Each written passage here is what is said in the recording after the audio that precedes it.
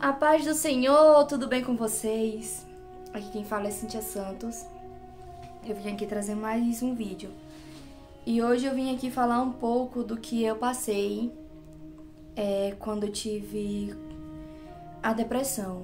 E eu peço que você não pule esse vídeo, que você não saia desse vídeo, que você assista até o final. E antes de qualquer coisa, não se esqueça aqui de se inscrever no canal, ativar o sininho.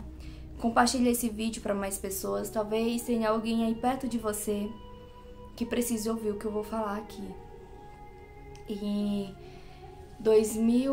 No final de 2014 para 2015, eu comecei a sentir meus primeiros sintomas de ansiedade e depressão.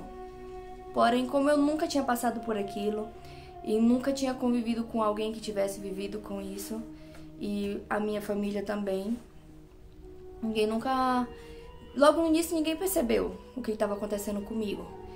E a gente achava que era estresse, porque eu tinha acabado de ser mãe, a minha filhinha tinha mais ou menos uns 9, 10 meses, a minha filha, mais ou menos essa faixa aí.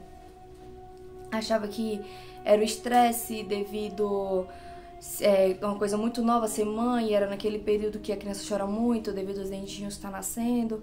Então todo mundo achava que seria isso. Porém, foi se agravando de acordo com o tempo o que eu vinha sentindo. E quando foi em 2015, mais ou menos em junho de 2015, eu comecei a sentir crises de ansiedade forte, como perder a vontade de viver, de tirar minha própria vida, né? Eu sentia vontade de sair de casa e não voltar mais. Eu sentia vontade de tomar remédio para tirar minha própria vida. E até eu passar por tudo que eu passei, eu não entendia muito bem o porquê que as pessoas elas tiravam a sua própria vida. Eu não entendia o porquê que as pessoas falavam isso e muitas das vezes eu até criticava quando eu sabia que alguém tinha tirado sua própria vida, porque a gente sabe que a pessoa não pode tirar sua própria vida, a gente sabe que isso é um pecado. Porém, eu comecei a entender. Hoje eu entendo o porquê que as pessoas tiram a sua própria vida. Mas já eu volto pra essa parte me explicar pra vocês. E eu comecei a não conseguir mais dormir de noite. Eu só chorava e sentia vontade de morrer, vontade de sumir, de arrumar minhas coisas, de ir embora. E logo no início eu fui muito criticada, porque foi bem no período que eu tinha aceitado o cargo como regente das senhoras da minha igreja. Até então ninguém sabia o que eu tinha. A minha mãe a primeira que começou mais ou menos a desconfiar foi a minha mãe.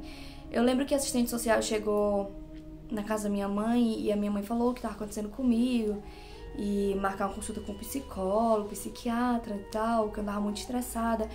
E eu me estressei muito quando eu ouvi aquilo, né? Eu mandei a moça embora, fui super arrogante com a moça porque eu não queria aceitar aquilo na minha vida. Depressão, ansiedade, pra mim, depressão, ansiedade seria uma coisa de louco. Eu não queria aceitar aquilo na minha vida. Na verdade, quem passa por isso realmente não quer aceitar o que tá vivendo. Na verdade, a gente não quer aceitar o que tá vivendo. E aí os dias foram se passando e tudo foi piorando, até chegar ao ponto que eu não conseguia mais orar. Eu lembro que todas as vezes que eu me ajoelhava, eu sentia uma sombra preta. Ela sentava assim, em cima das minhas costas, com aquele peso, e eu não conseguia orar, porque eu só via quando eu fechava os olhos. É uma coisa meio que louco, né? Quando eu fechava os olhos, eu via aquele negócio em cima de mim. E eu já não conseguia mais orar, porque era só me ajoelhar e fechar os olhos, eu sentia aquele negócio em cima de mim ou do meu lado. Então eu parei de orar, porque eu tinha medo quando eu ia orar. E eu comecei a ouvir vozes, foram piorando o que eu estava sentindo. E até então, ninguém sabia o que estava acontecendo comigo, porque eu fui muito sempre de sofrer calada.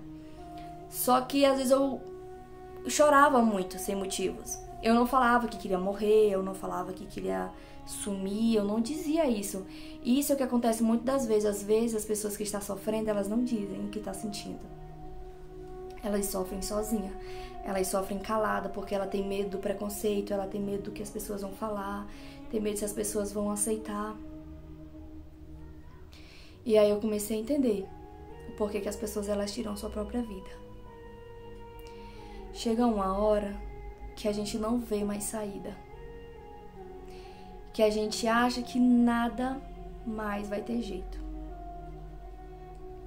E que a única coisa que nos resta é tirar a nossa própria vida. É aí que eu comecei a entender o porquê que as pessoas tiravam sua própria vida quando estavam passando por isso. Porque às vezes a dor é tão grande que a gente sente, e é uma dor que não dá pra se comparar, não dá pra medir, não dá pra dizer, é uma dor que parece com isso, porque é uma dor da alma. Não é uma dor que se eu for no médico ele vai passar um medicamento e vai aliviar minha dor e tá tudo bem. Não é uma dor de quando você leva uma pancada, de quando você cai, de quando você faz um machucado, de quando você se corta. Não, não é. É uma dor incomparável. É uma dor incomparável. E quando a gente tá passando por isso, a gente não lembra, tipo, se eu tirar minha própria vida, eu não vou ter minha salvação. Porque a gente já tá tão desesperado, a gente já está tão angustiado, a gente já está tão cheio que a gente não suporta mais e quer acabar com aquilo de alguma maneira. E eu lembro da primeira vez que eu ouvi uma voz. Eu lembro que eu estava deitado na minha cama e tava muito triste. Eu tava muito angustiada, mas muito angustiada. Eu já tinha chorado tanto, isso já era mais ou menos 1h da manhã. E eu ainda não tinha conseguido dormir, porque eu não dormia. E eu tava acordada ainda, e eu já tinha chorado muito, que eu chorava quando todo mundo dormia. Que era pra ninguém ver o que eu sentia, pra ninguém se preocupar. E eu ainda não, até então eu não sabia que eu tava vivendo a depressão, a ansiedade, né? E eu ouvi uma voz que dizia assim, tá vendo aquele fio ali, que a TV tava ligada, é o fio da antena, né? E dizia assim, tá vendo aquele fio ali? Tá vendo aquele armador? Que lá no Ceará, nossas casas, todas as casas lá tem armador. Mandando eu me enforcar e tirar minha própria vida, porque eu ia conseguir diminuir a minha dor. E eu tava prestes a fazer isso. E eu falando, Senhor, chorando, falando, Deus, eu quero tanto mudar, mas eu não consigo. E mesmo sem acreditar em Deus, porque chegou um ponto que eu não acreditava mais que existia Deus, eu entreguei o conjunto. E eu falando, e na hora do desespero eu falava com Deus. Não sei explicar, eu não acreditava em Deus, mas na hora do desespero eu falava com Deus. Eu falava, Senhor, eu quero tanto mudar, mas eu não consigo.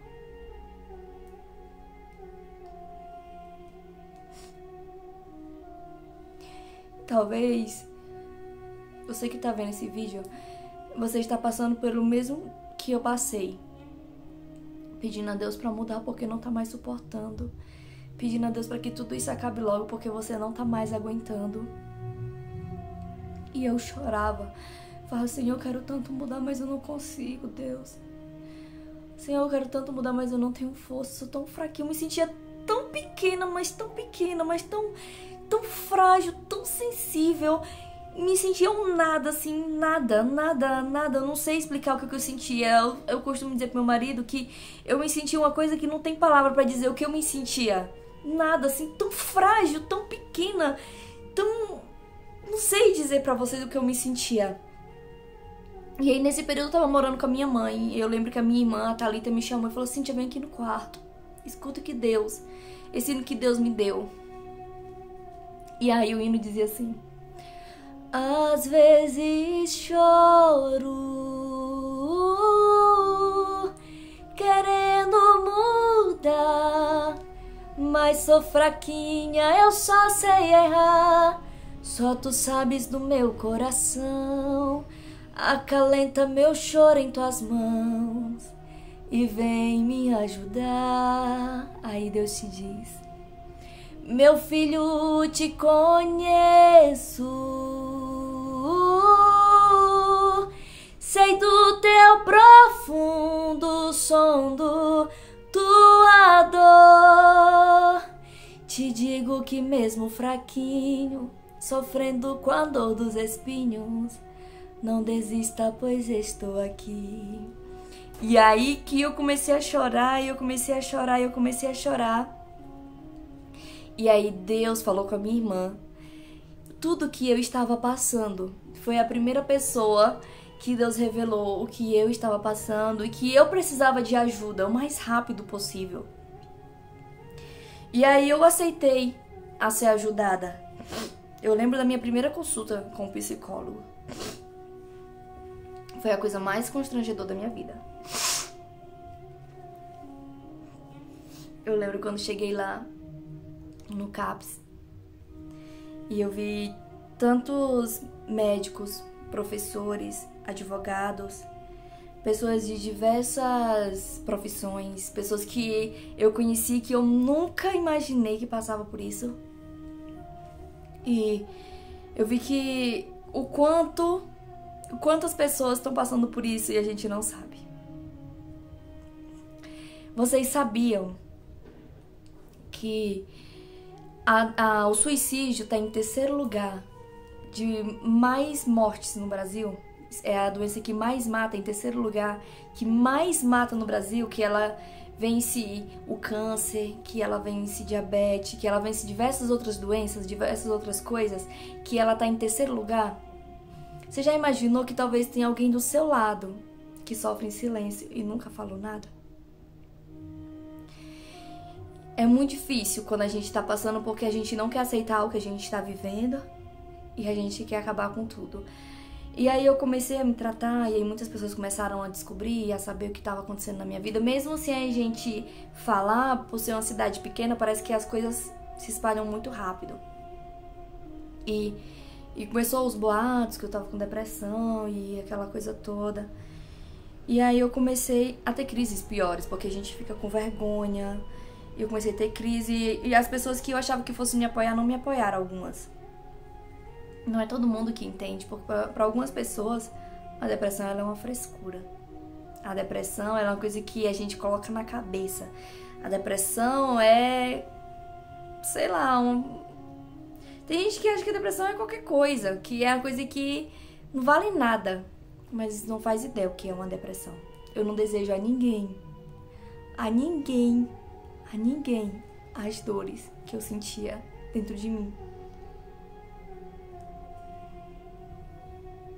Eu sentia vontade de acabar com aquilo dentro de mim, porque eu ficava pensando, meu Deus, quando a minha filha crescer e me ver dessa situação, a minha família me vê desse jeito, e eu, uma irmã de uma cantora, gente, que vergonha. Eu sentia vergonha, eu sentia muita vergonha.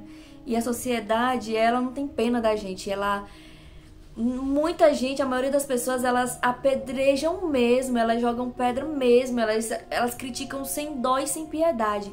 E é incrível como uma palavra ela pode acabar com a nossa vida, como uma palavra ela pode destruir todos os planos, todos os sonhos, tudo que a gente planejou. Uma palavra ela é capaz de matar a gente de uma maneira que eu não sei explicar pra vocês. E eu escutava muita coisa que dizia, nossa, quando sua filha crescer, vai te sentir vergonha de você. Você é doente, você é depressiva, você é louca. E eu escutava muitas coisas assim. E eu tentei suicídio umas 4 vezes. Eu lembro que a última vez que eu tentei suicídio, eu tive uma melhora. Comecei a me tratar. Fui psicólogo, psiquiatra, todo mês, tratamento, meus medicamentos. E aí eu parei. E tava tudo bem, até que eu tive uma discussão besta, assim, que a depressão ela é assim, quando você nunca mais você volta, se eu falar pra você que você volta a ser 100% quem você era, eu estarei mentindo. Tô sendo bem realista aqui com vocês.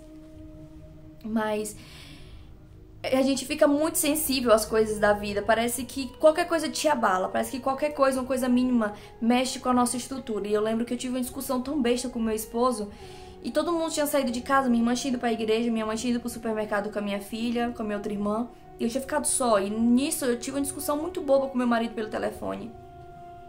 E eu tomei, em média de uns 30 comprimidos dos que eu já tomava, que era extremamente forte.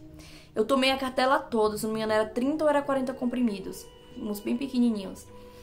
E aí eu deitei na cama e eu senti o meu corpo, eu senti o meu espírito saindo de mim aos poucos.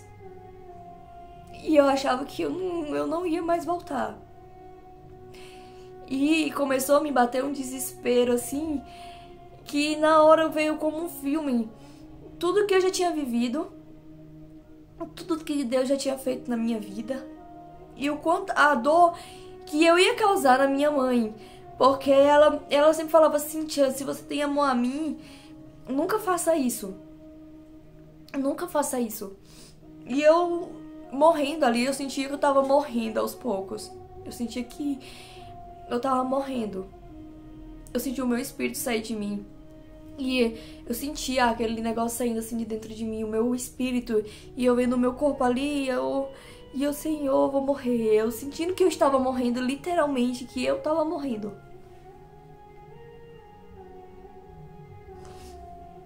E ao mesmo tempo eu queria aliviar o que eu estava sentindo, porque eu estava me sentindo tão inútil, tão incapaz, de uma tal maneira que só sabe quem vive, só sabe quem tá vivendo a dor.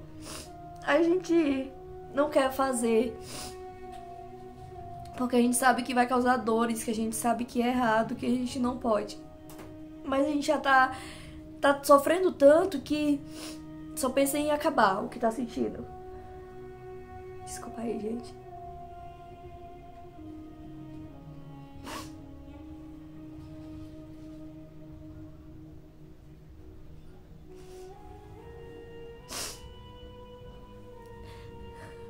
E aí eu lembro que a minha mãe chegou lá no meu quarto e eu ouvi a voz dela bem distante. Eu não sei se você fez besteira. E eu tava sem reagir, eu não conseguia responder. Eu só ouvia a voz assim bem distante. E... Gente, eu não sei explicar pra vocês o que eu senti naquele momento. Eu pedi a Deus pra me trazer de volta, porque eu sentia que eu estava partindo assim aos poucos. Eu não conseguia mais responder, eu só escutava a voz de longe. E ela falava: Cíntia, você fez besteira. E aí foi quando ela falou pra mim, colocou a mão em mim, eu tava toda gelada.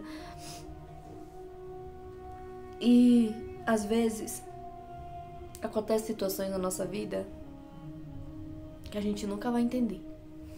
A gente vai morrer e não vai entender. Mas eu acredito que nada acontece na nossa vida por acaso.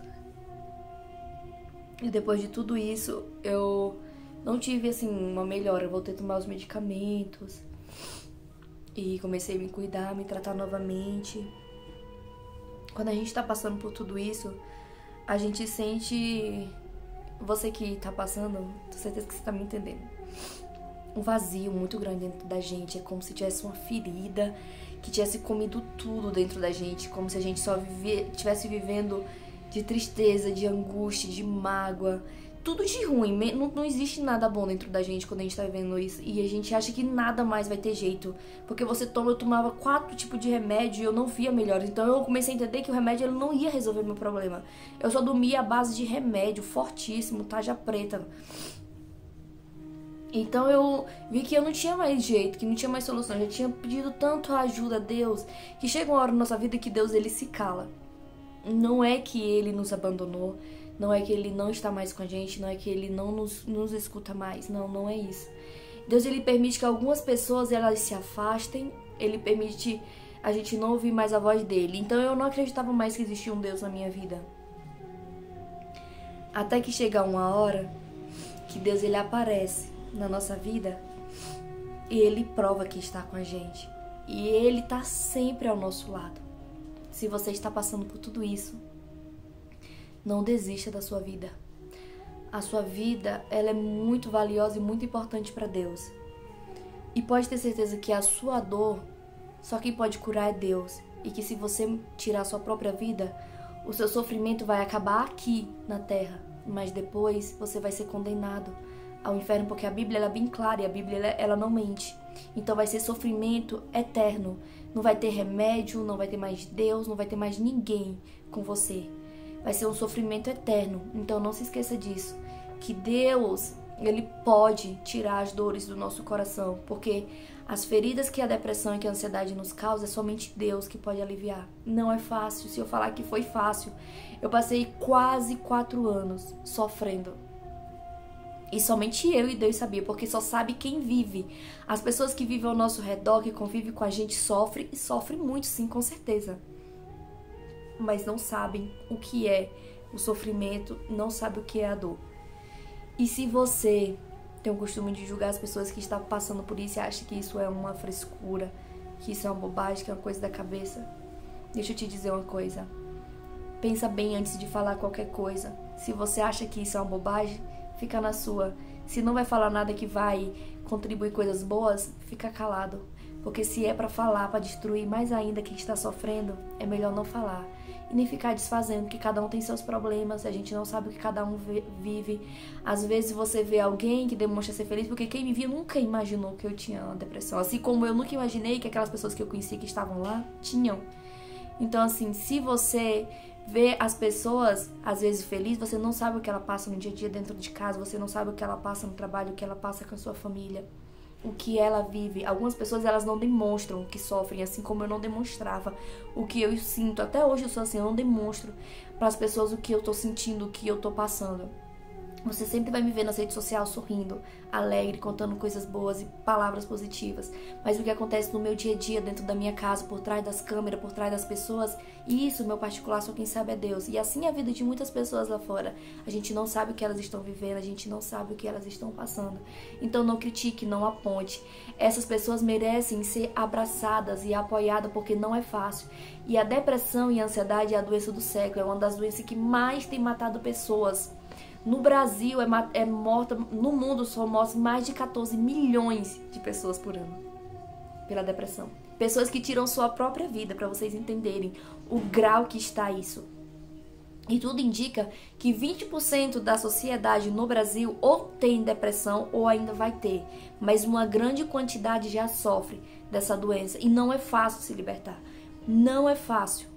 Então, orem pelas pessoas. Se você conhece alguém que está passando por isso, abrace ela. Diga, olha, eu sou sua amiga, eu sou seu amigo, eu vou estar sempre aqui contigo.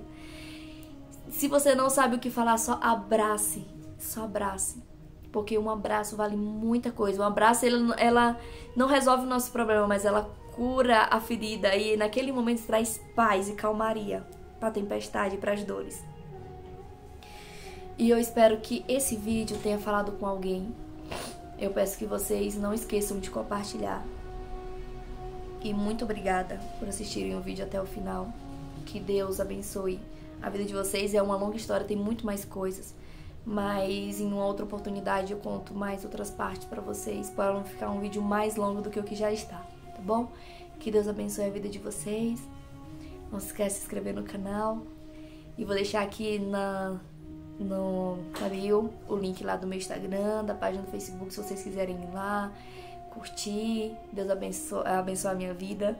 Fiquem ao critério de vocês. Façam aquilo que Deus tocar no coração de vocês. E muito obrigado mais uma vez. Muito obrigado mesmo. E se você está passando por isso, não se esqueça que Jesus, Ele te ama.